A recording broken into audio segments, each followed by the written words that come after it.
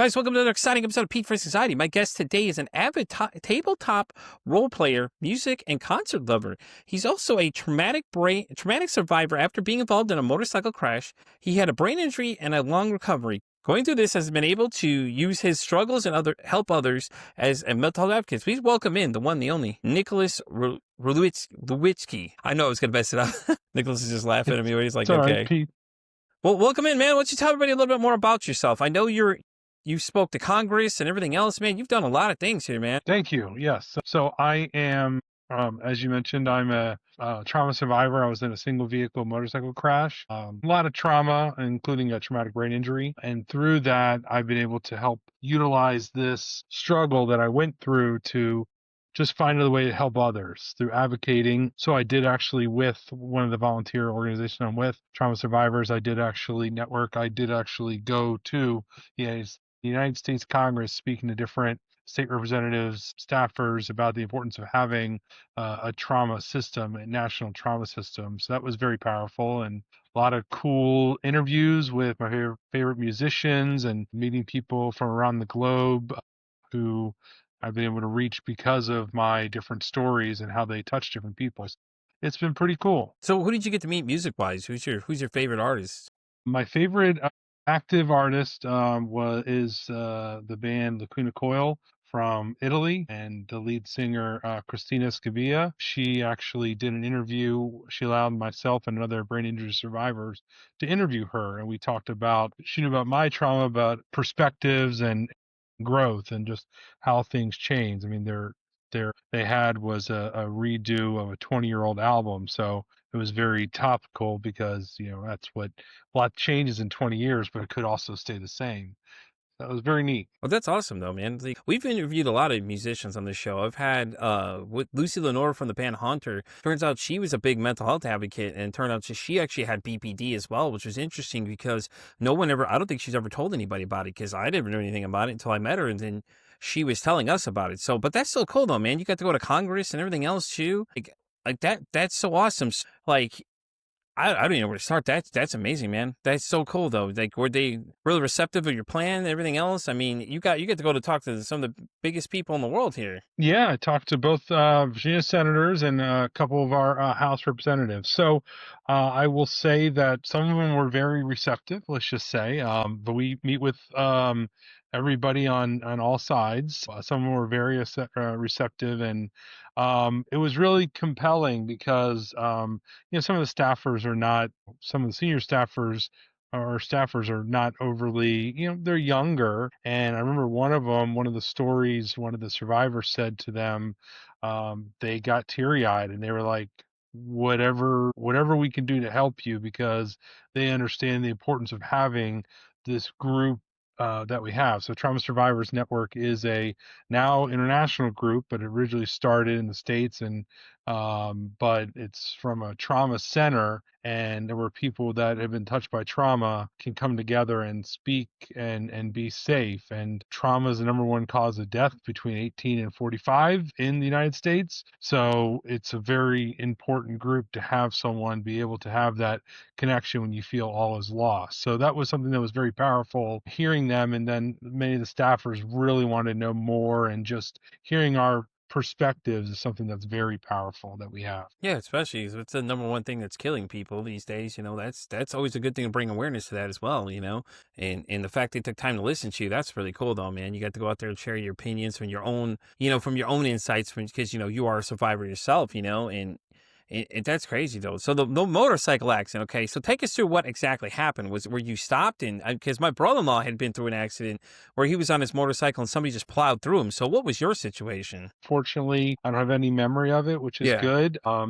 They know that I was in a bad situation a year before, and I had a real rough separation, so I had to move back home with my mother. And I just got a motorcycle license about a year before, so I was excited to ride. I just got a new bike, and we just had snow recently, so I didn't want to ride it on the road to ruin my paint job. So I got a storage unit to hold my crap when I was trying to wait till I moved to my next place, and riding around. I rode around every night for that week, and then one night My dog's freaking out. My mother was like, "What's going on?" My brother said, "I don't know." And people came, and evidently I hit a wall in the unit. Nobody knows what happened. They saw me last time on camera was at like 7:31, and then the police showed up at 11:20 or so at night. So front line there for roughly 4 hours. Jesus. So you don't remember any of this, okay? So what do you do remember? You remember waking up in like the ER or something, and people just around you, because you had to be confused if you think about it. Because when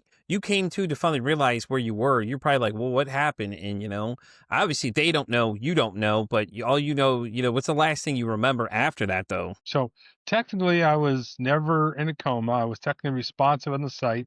I made noises, but I have no memory of anything until roughly March 20th or so. So it was March 15th when it happened, the Ides of March. And I really became more lucid when we were getting in the paramedic transport driver, because they said Kyle, and I said, "Oh, my girlfriend's brother's Kyle."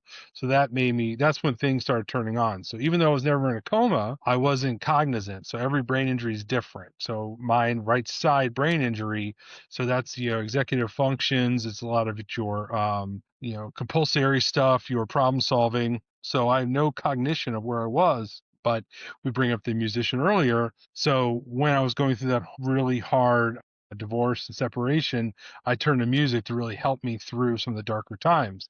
Well, my girlfriend knew I liked music and how much it was me, so she would play my Pandora radio station, which was my favorite band, Typo Negative, Oh, okay, which okay. also had the Lacuna Coil, Deftones, Opeth, Alice in Chains. But so even though my brain wasn't there, when I was in a lot of pain, my blood pressure would go high, but my music was playing, it would lower it. So the band was very fascinated when I told them that story, and they're really appreciative for me reaching out and doing it. So that's kind of where, so I have no memory. I have these ideas of dreams. It wasn't a dream, it was just my brain coming through lucidity. So just different, conversations with people I thought I was having. They weren't really the people I thought I was having with, but Yeah. but I have zero memory, fortunately. I think it's our body's way of protecting us of what happened. There's something I've learned about recently called body memory. So body memory is, so sometimes if I have a headache now, sometimes I will start like getting anxious, if you will. Just I'll start like almost panicking, and it's subconscious because maybe that's my body realizing when it had that horrible injury, that's the pain it remembers. I don't call it pain anymore. That's a larger topic, but I call it being uncomfortable Mm-hmm. because the word pain has a lot of power to it. So I don't give it power over me. I'm just very uncomfortable. So when that's there, like my body was just like panicking with it, because we can't remember pain. Our bodies can't remember pain. They just fear pain because it's something that happened. People will say the worst injury or something that they had, all the pain they were in, but they can't actually remember it. They'll just know about the fear they had from it. Yeah. So let me ask you this though. Before that, did you have mental health issues beforehand, or did they come afterwards? The only reason I ask is because I had a guest on the show. He had something similar with his. He had a traumatic brain injury as well, and what had happened in his situation was is that this shelving fell on him, but luckily the ground underneath him was soft enough that when it compressed his head, he started having issues afterwards. Though he said that he never had any issues up to this point. He said after his injury, where he had to basically reteach himself how to walk and all that other kind of stuff. He said he started experiencing them. Now, was that the same thing for you, or was it just? I always thought that in my brain injury was exacerbated in the underlying situation issues I had. So, example, right now I have really bad ADHD, and I was very high functioning before my injury, but I think that my brain injury exacerbated that ADHD because it's one of the things that happens with a right side brain injury, not being able to concentrate or just your stuff going too fast. So, but back to the earlier statement, I did see a therapist. I did have struggles. Again, I went through a really rough time, rough patch, and we'll talk about tabletop game stuff too. But Heck yeah, we are. so like in that, I didn't want to. So in my previous, relationship, I wanted to, how do I help them? How do I help their? And then I realized how to help myself through therapy. And I started doing a lot and working on myself and finding out what's best for me. And then I got a real, like I said, it wasn't a pleasant, a rough divorce, but I left.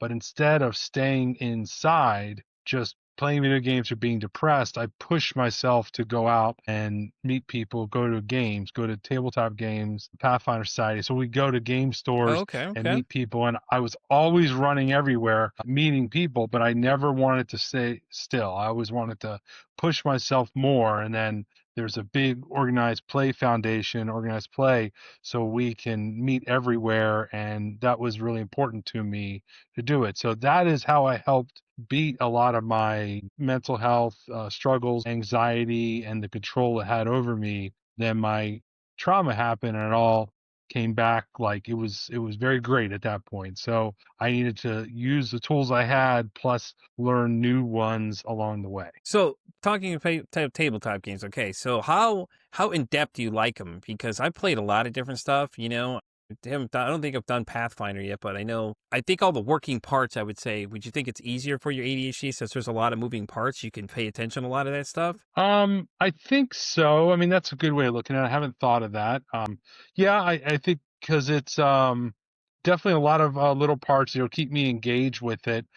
Some of it, certain games that are, sometimes they get a little bit too boring, Yeah, and my yeah. mind will wander too much. But Pathfinder Second Edition at least has a lot more intricate action, stuff like that. But it's interesting. So, again, every brain injury is different. They call it the Hmm. invisible injury, but right side brain injury, a lot of times that controls your problem solving skills, your analytical skills, and your creativity. So I always said what's more challenging than after a brain injury having to go from a fantasy game to a rule centric back to fantasy. So you talk about using it. So I spoke to someone recently about how much I used gaming to help my rehab recovery from the right side brain injury, left side negligence. So I don't feel 100% on my left side. So I would always like move pieces with my left hand, and I was still in a wheelchair at the time. It was a very difficult environment to go in, a lot of noises. So I tried to push myself to be in the uncomfortable, trying to do what I could to see. And I couldn't, it wasn't because of my brain injury that I couldn't read. I saw two of everything. I had to relearn how to use my eyes. So I saw two of everything. So that's why I couldn't read, trying to learn the game and trying to read through the rule books and stuff like that. It's how I could really make my stuff go as creative as it could be. Yeah, definitely. Yeah, when you come to a lot of those games like D and D and all them, you have to really create those characters, man. You immerse yourself in them. And when I play games, a lot of times I really enjoy those kind of RPG things where you got to really dig deep into it and you can control the different aspects of things. My brother and I, we were big avid gamers. He's the one that actually got me into more like deeper board games, and we started playing more complex ones. And then my kids and I would play together too. And we started to see that they could handle a lot of these really complex, lot moving parts. I think one of them we played what we were a cattle salesman or something, dude. You didn't even notice the game had gone on for 4 hours, man. We were just sitting there enjoying because there's so many working parts going on. You're just so focused on all that. You're not even paying attention to the time. You're just having a good time. And I think it's awesome though that you're using that because you get to be out, get more social. Do you do a lot of conventions at all or anything like that? Yep, I do. I didn't do a lot back then. I do it now. So I'm actually with the game. I volunteer at the game company. I volunteer for Organized Play Foundation, but for the publisher Paizo. So I'm actually on their committee for PAX Unplugged. So I'm helping organize PAX Unplugged for the role playing games there for the Paizo Pathfinder stuff. But I Okay, well, also that's go to cool. Gen Con and I'm it's called a venture officer for the organization. So I help organize stuff all but down the East Coast. With the Gen Con, there's a big Mag Fest. I go to a lot of conventions now. So the Yeah, answer is yes. And yeah. it's interesting. So I've used this ability.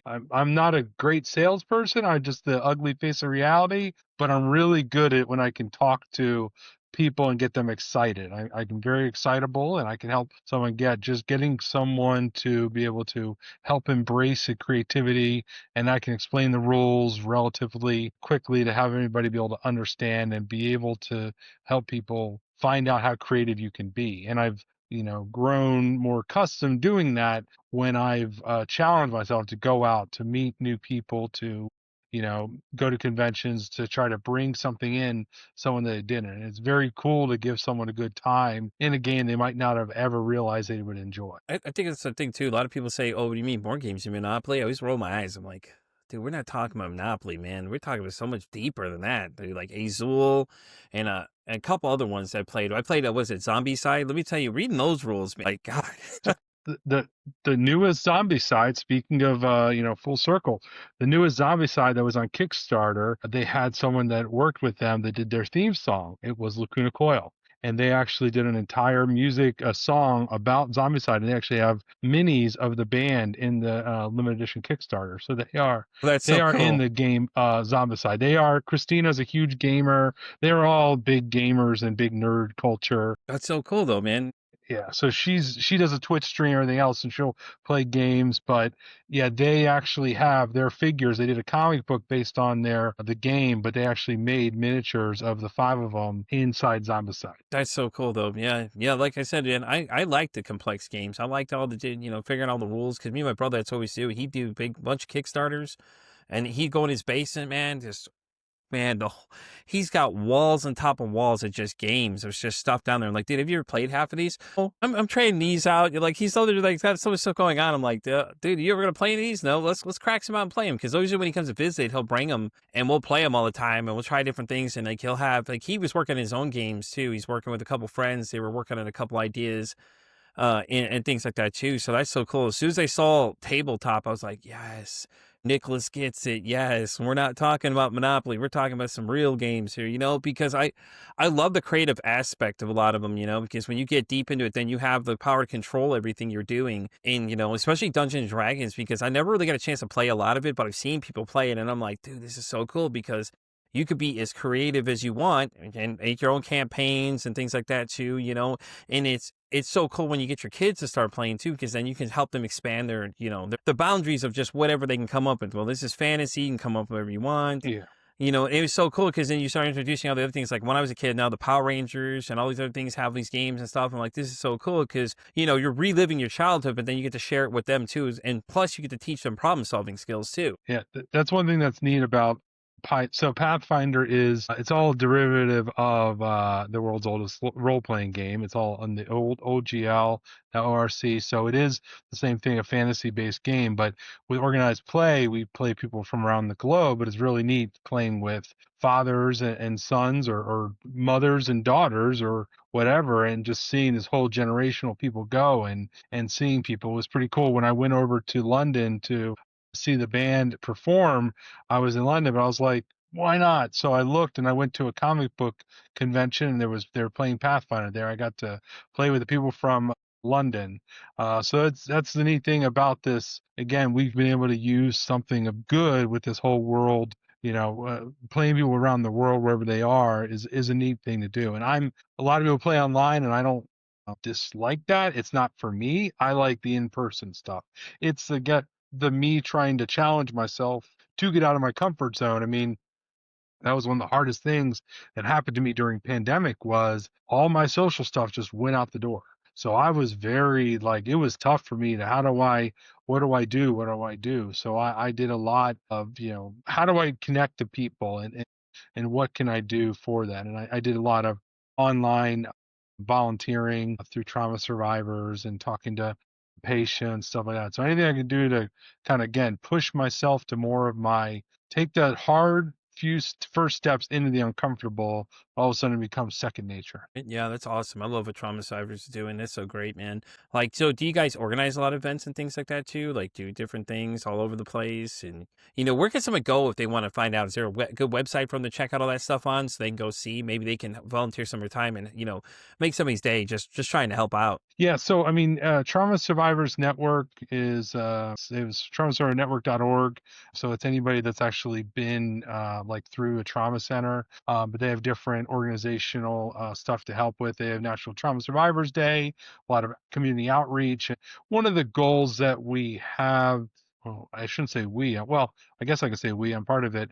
One of the goals that we as survivors have is we want to normalize it is not a fair word, but we don't want people to feel alone. So when we speak about it, when someone says we will find that trauma has touched someone in their life, in my old company I was with, I gave a talk at a town hall, and it was May is Trauma Survivors Awareness Day, and I spoke in May in the town hall, and two people came up to me afterwards in the company and said how trauma affected their family from a crash of some sort or another injury. And I've also talked to a lot of former soldiers who have had brain injuries, and just hearing me and hearing others is very powerful to be able to help give back. So that's the important thing of it, is just starting a communication with someone, because it allows us to not, let's see, when we speak about it, we take the stigma away from it, we take the power away from it, and we're allowing others to come to approach us with empathy instead of judgment. I think it's something that we're really good at in doing what we've done, be able to help create this more. That's awesome. I love it, man. I really do. I think it's great. I think that, you're right. When you talk about it more, you break the stigma of the whole thing. I think that's the whole idea behind the podcast, though, too, is just get mental health talked about more. And just, nothing one in general, but just in general, if it's just like everybody's so scared of it. But when COVID came, it caused everybody to start coming out, anxieties, depression, all these other things started showing up for people that, it was magnified on a tape. So one of my guests this morning, he had OCD, and we were talking about it. I was like, I could just imagine what it's like having OCD during COVID, man. You'd be out there with a 6 foot long ruler, making sure people stay away from you. And he was like, yeah, that's pretty much what it was like, and it was just because it brought it out. And everybody was like, oh God, what is this new thing? I'm scared of it. But then it's like, we mention it all the time, but then we don't want to talk about it from there. It's school shootings. Oh, well, maybe they had mental health issues. Okay, so what are we doing about this problem? Oh, we're just going to avoid it. Why? Why do we avoid it? I don't understand. Like, you can't mention certain words to people with them freaking out, going, oh God, we can't talk about that. Godzilla's crushing the city kind of thing. Like they're having a panic attack over nothing, but it's like, we're just trying to normalize these things. That way people don't have to feel so disincluded. It's one of the things I'm trying to do in this lovely, we won't talk about this lovely political atmosphere we have, but one of the things that I'm trying to do is speak to my local state representatives to want to have a conversation with mental health access, and the barriers you face and the cost it is, even if you have good insurance or something, not everybody takes it, and what happens to it. So we have all these statements like you're saying, mental health, crisis, but there is no solution. You still put barriers up, and there's different rules in different area, and certain laws in Virginia are a little archaic when it comes to therapy. Basically, your therapist having to tell your insurance how long they think you'll be in therapy for. That's not a like, I'm very fortunate, I can afford it most of the time, but I've been going to therapy for a long time, and it helps me check in with myself and figure out, am I okay not to be okay? Like, where am I at? What am I looking at? And it's one of the things I've spoken to patients in recovery, and so I'm a peer mentor. So we talk to patients that are inpatient, and I will say to them that, the pandemic was the one time in the world that everybody's been going through something at the same time. We all know it. And that's what isolation was about, and feeling alone. And one of the things that we can do is, as rehab, acute rehab, survivors going through, we can help people learn how to combat isolation, how to combat that, not knowing by, finding out more. And it's just ways we've been able to, take this horrible things that happen and, turn them a little bit better. I think you had a great point there when you said that, even though you have insurance, not only people take it.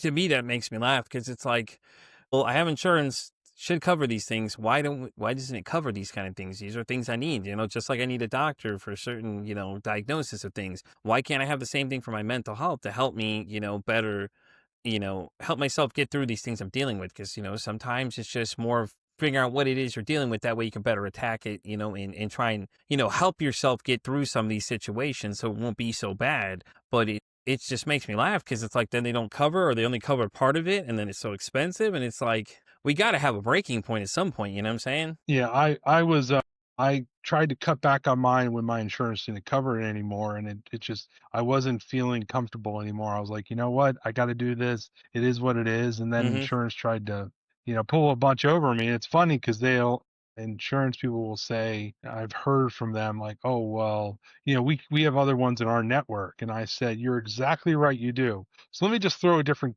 babysitter at your kids. I want to have this person go. I don't really care. This person's up the street. They're coming. Love it. That's exactly what you're asking is you're telling me this. I've had something and I had a very different, actually, I did a webinar recently. It was the first time it came out before, but through my separation and divorce. I saw a therapist. I mean, for many years, 6 years almost, and actually over 6 years. And then my accident happened, and I didn't see her, and I saw her. I came back first time in a wheelchair, and then a week later she had a heart attack, so I didn't see her anymore. So you had someone in my life that was for 6 years, and oh my gosh, it wasn't gone. So I said, okay, I need to make this happen, and I spoke about it before, but I reached out to 5 different people, and 3 people called me back. 2 of them said that they didn't see new patients, and one of them said, I do, but I only see during working hours, and I've been seeing them for almost 10 years, over 9 years, because I knew how important this was for me and that this is something I needed to do for me. I love it, man. I think it's great. I think it's great you're so open about it and talking about it, because a lot of people don't want to talk about being in therapy because they go, oh, people think I'm crazy. It's not necessarily the case.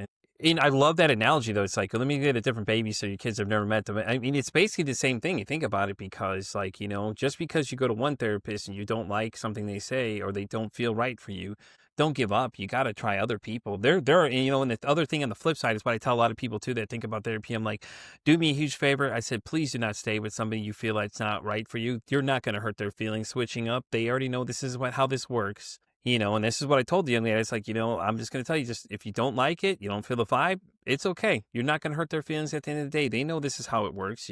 Some people don't fit well with other people, and it's hard. Some people have to go through 7 or 8 of them. I mean, it just depends on how you're feeling about it or what it is you don't like, and all those other kind of things like that too. And it's just crazy though that it's so hard to get help, but we can get all these other help for all these medications when these medications, if you listen to me and my mother, actually, this is a funny story. We were watching TV the other day and we're looking at these drug commercials. They come on, Nick, and we were over there looking at these and we're reading the side effects. That's all we're looking for is the side effects. So if you look at one was an antidepressant, said, oh, you'll have involuntary movement. Okay. So then the medicine for the involuntary movement says the same thing it says the direct opposite. And it's like, okay, well, this one gives you the symptoms that other drug cures. And it's like, it made us laugh because it's like one is leading to the other. And then one of them was like, God, it said something that had us both chuckling. And we're like, yeah, I don't want that at all. I'm not sure what that is doing there. But if you look at the side effects of these commercials, they're all flashy, great, so exciting. And then some side effects include, they start like really monotoning what they are. And then you're like, if you really look at what some of these symptoms are,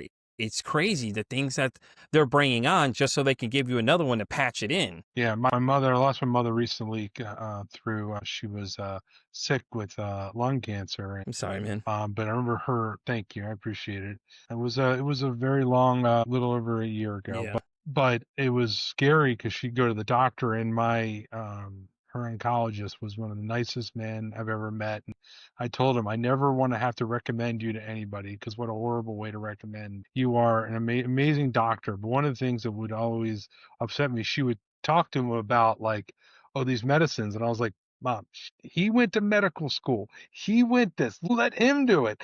Tell your symptoms. That's what we have to do. Here's our symptoms we're having, what works best. And actually, so I had a lot of different medical ailments like growing up, and I learned a lot about what happens with our lovely body with different medical stuff. But a doctor long ago told me, when I took a medicine, he's like, all right, well, let's give you Zantac or whatever. I was like, what about this one? He's like, listen, you're right. I can give you the top of the tier. You're right. But that thing controls a lot of it. I like to start in the very bottom and add to it and remove it. And that way we don't have to worry about the big one, because there's other little things that might have worked along the way.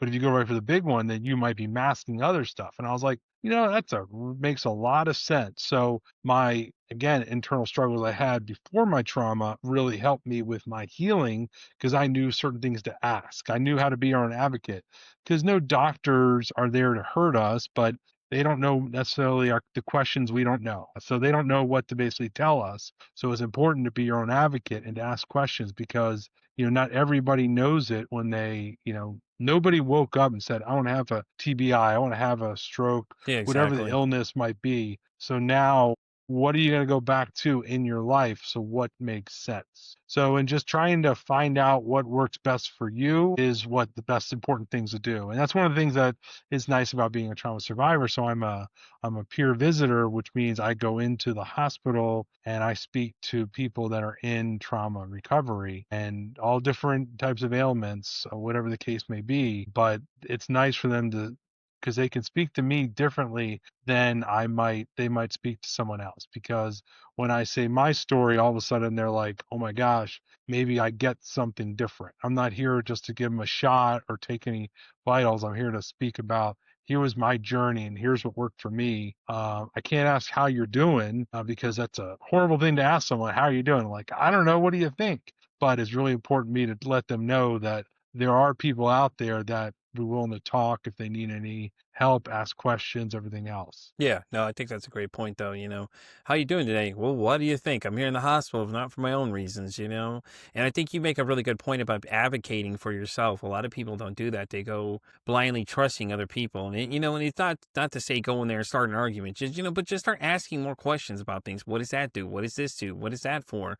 What are you giving me that for? Is there other options? You know what I mean? Don't be afraid to ask these questions to people when it comes to yourself, your own heck care. A lot of these guys, they want you to ask questions. A lot of them try and involve you with you, like, hey, listen, what do you think about this? And it was weird for me because I wasn't used to going to the doctor. But when I was diagnosed with diabetes, I'd always go to my doctor and he was asking me questions on things, and I'm just like, huh, dude, you're the medical doctor, man. You just kind of tell me what's going on. But he always like involved me to ask questions and make sure I'm doing my part too and looking into these things and seeing what benefits me, and don't be afraid to say no. If you don't like something and you don't want to do something, my wife's big on that too. She'll say no. I don't want to do that. I'm telling you right now, I don't want to do these certain things. And it's okay to say no because she has a little more medical background, so she understands things from different aspects, so she knows a lot of the side effects of stuff.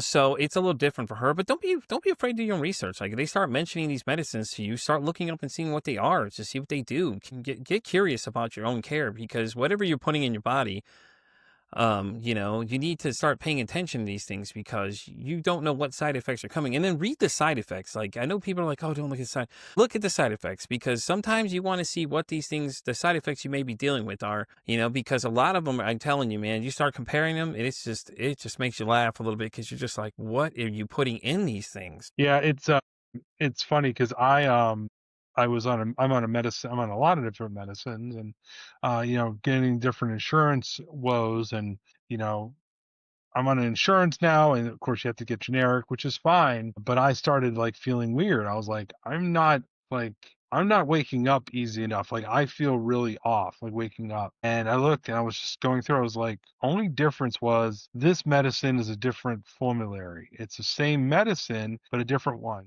So I called them and I was like, well, we can't really change it. It's considered controlled. I'm like, it's not working, dude. I had to buy without insurance, didn't matter. But I stopped taking that new medicine for a day, and I saw how I feel, and I was like, okay, I slept, I woke up okay without taking it. I was like, okay, it was because of this formulary of this medicine. So sometimes even the same medicine, just a different formulary, different manufacturer, can have that change. So it's really important to speak about your changes you feel, your mood, anything different, something might have changed. What is different? And then look back timetable. I mean, one of the things that I'm very grateful for is when I did not want to take my pain meds when I was in the hospital. There's a lot of reasons. Just they freaked me out. I don't want to do it because I knew people that were hurt by them, and I was like, I don't want to take them. But I found I really had to do it, so I was very adamant every time I took them to write down when I took it, the time, everything. And it's crazy because I'm like looking. I was moving at some point. I looked down. I saw this little booklet. I knew exactly what it was, and I started seeing how often I would take them. And I'm like, wow. And then you could see it wasn't for a while. And the last time I took one of the pills was July of 2019.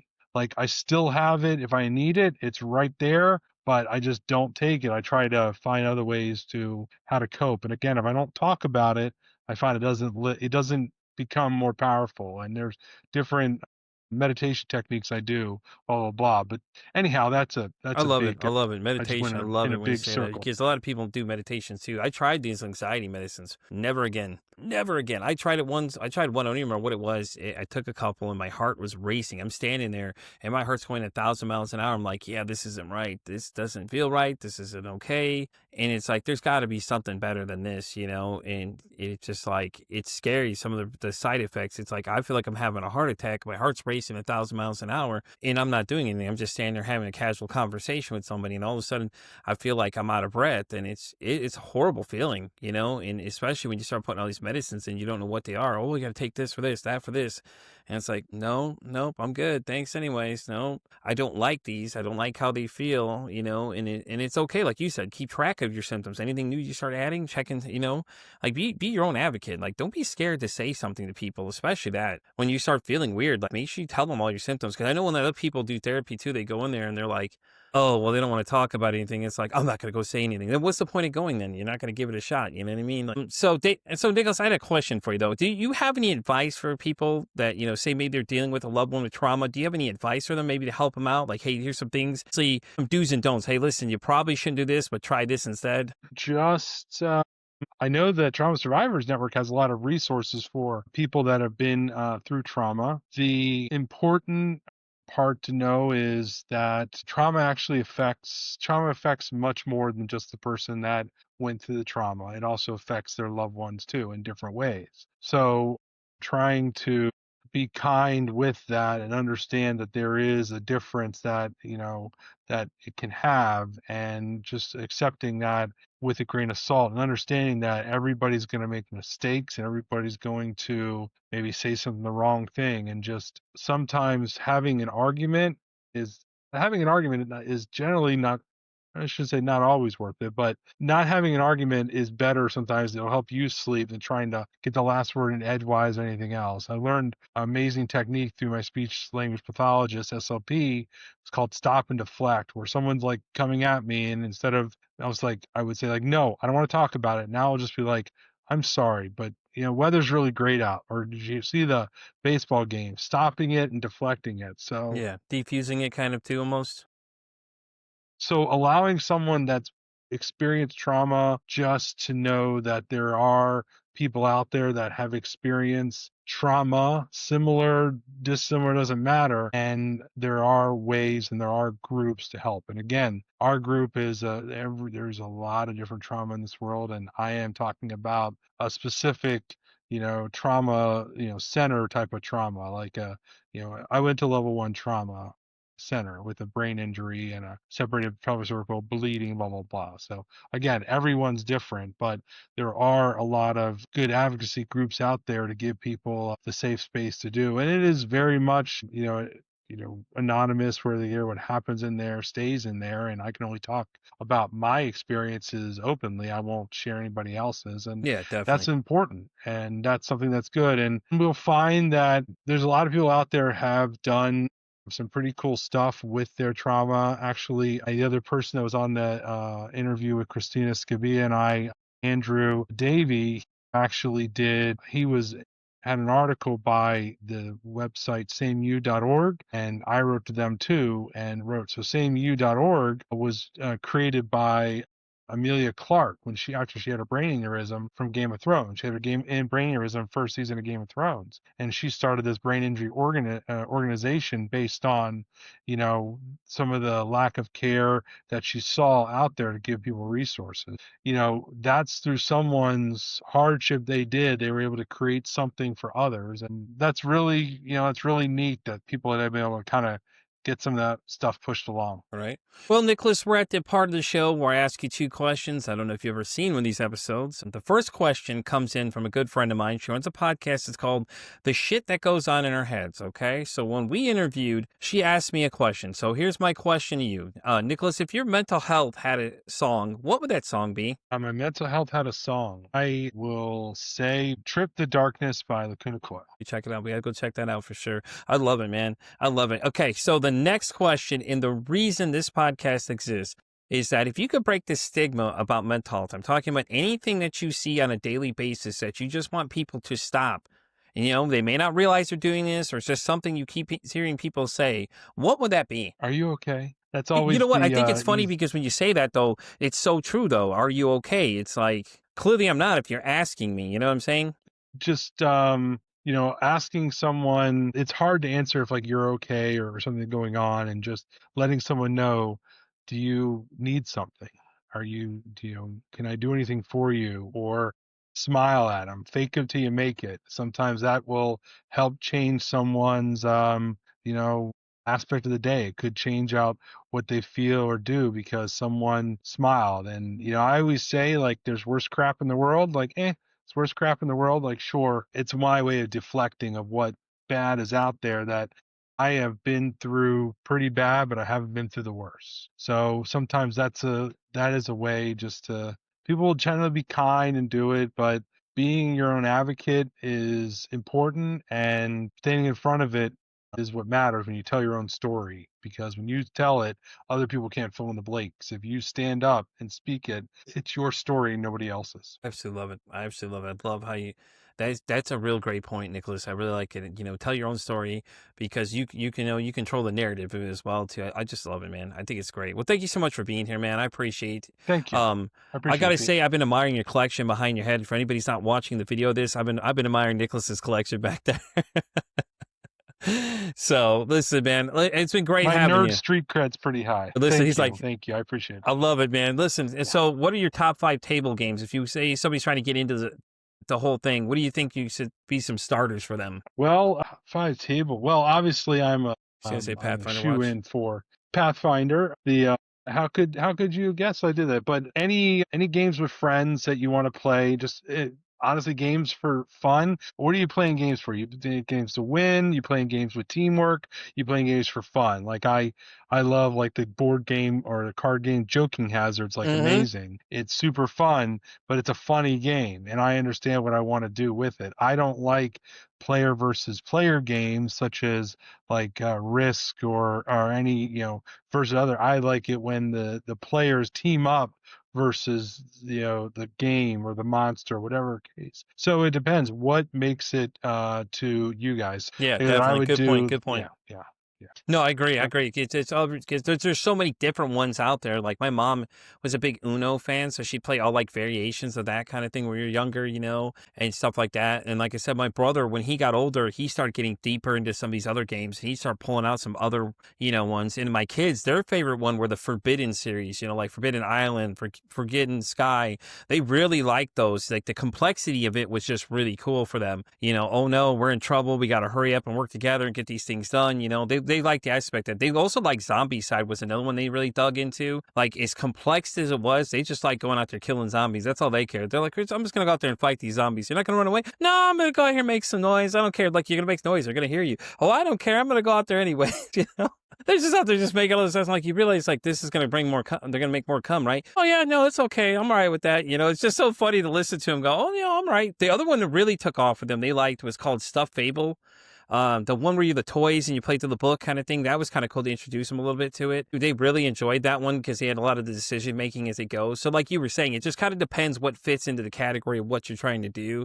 Magic the Gathering, if anybody plays it, I mean, that one's still around forever. God, that game got so yeah, I complex. mean, That and Yu-Gi-Oh! Did have you ever watched anybody play turn one of that game? It's like, you're sitting there 2 hours yeah, later and they're still done their first turn. Like, God. yeah. Now Magic and Pokemon, everything else, those are still. I mean, Magic still prints money. I mean, God, they yeah. do, like, they just did Final Fantasy 7. They just Mm-hmm. did. They're Spider-Man, I doing think's the last one. Spider-Man Yeah, the coming up. Spider-Man came out. I saw that one. I was like, Yeah, I'm like, so again, to each their own. I mean, again, that's a card game people will really enjoy. It's something I don't, just yeah, because I can't really, not I don't want to spend that much money on it, afford it. I it's mean, I like ridiculous. something that I could just, pick up and play. And that's a nice thing too. Again, what mood am I in? Some friends of mine aren't going to necessarily want to, play his games, but there's a game, it's called Telestrations. Okay. Telestrations is After Dark, where you basically, it's like apples to apples, where someone writes something Yeah. down and then they draw and they pass it through. Well, we played it with basically Cards Against Humanity cards, or essentially, but you had some really graphic and interesting pictures. But that's a group of people I would play with that had a lot of fun with it. They wouldn't play that with everybody. What is their mindset when you're trying to play a Exactly. game? And that's a nice thing I found about gaming. When you get to come together, there's a lot of people at the table generally that might have the same ideas or things that make them fun. So that's why it's nice to go, if they're playing a tabletop role-playing game, D&D, Pathfinder, whatever, that people are coming in, they're knowing what they want to do. And it's like I like a teamwork game, not an I work game. Like, I want to work together with the party to create something. So for me, that tends to be where I go to. Listen, I'm going to end this conversation, this episode. We'll tell you this story really fast, okay? So, reason why you don't play Cards Against Humanity with your family members. I've had to sit there and explain to somebody what a pixelated bukkake was. Enough said right there. Same here. I literally sit there. I look like I'm the weirdo in this goddamn conversation explaining this. I'm like, you don't know what that is? I looked at him like, you know what that is? She goes, no, what is it, Pete? And look at me, and everybody got 7 other people at the table staring at you like, well, what is it, Pete? Why don't you explain it to us? Oh, great. Here you go. I'm going to be the weirdo in the group here now because I know what this word means. It is an interesting way too to tell which of your friends might be maybe just some really strange racist. stuff. You make racist. You're like, oh wow, you would choose that. Okay, that's a Nicholas is like, okay, I'm profiling every you. single one of you at this table. You know, you just don't know it based on your choices. Yep. And with that being said, guys, we're going to wrap up this episode of Pete vs. Anxiety. Nicholas, thank you so much for being here, man. I had a great time hanging out with you. Do you want to plug where everybody can find you if they need to reach out to you? I appreciate it. I have a simple little link tree Gifts of Perspective, and I just put my different speeches, any of my articles I've written, and podcasts. So I look forward to helping people find any type of connection I can get them. Definitely. I appreciate it. And we're going to be on there too, guys. Don't worry. We're getting our time there. Anyways, with that being said, guys, we're going to wrap up this episode of Pete vs. Anxiety. You guys want to find me at Pete vs. Anxiety. I'm an X all the way down to TikTok. I'm on Spotify all the way down to Pandora Radio now. And as I always say, it costs nothing, absolutely nothing to be kind to somebody. One kind act you could do could save someone's life, or hell, you can make their day. I'm Pete vs. Anxiety signing off saying, don't ask how your day is today. Say, hey, how's your mental health today?